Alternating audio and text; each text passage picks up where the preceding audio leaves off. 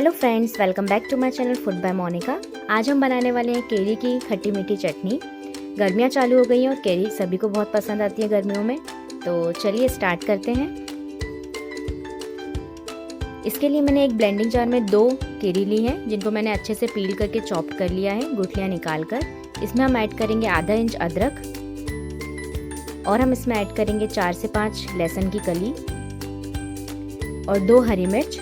यहाँ पे मैं 2 हरी मिर्च ले रही हूँ। अगर आपको तीखा ज़्यादा पसंद है तो आप और ऐड कर सकते हैं, और तीखा ज़्यादा पसंद नहीं है तो आप हरी मिर्च को ओमिट भी कर सकते हैं। और 1 चम्मच भुना हुआ जीरा। इसमें हम ऐड करेंगे 1 चम्मच शुगर, आधा छोटा चम्मच काला नमक, और इसमें ऐड करेंगे हम आधा छोटा चम्मच काली मिर्च।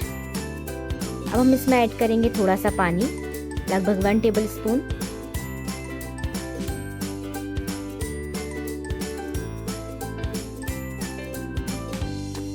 अब हम इसमें ऐड करेंगे थोड़ा सा हरा धनिया। आप चाहें तो हरा धनिया और यूज़ कर सकते हैं, और इसको हम अच्छे से ग्राइंड कर लेंगे।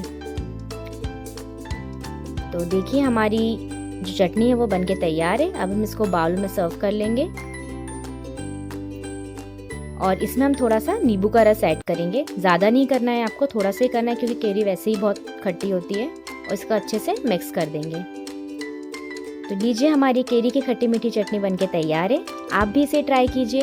इसको आप सर्व कर सकते हैं रोटी के साथ, पराठे के साथ और राइस के साथ।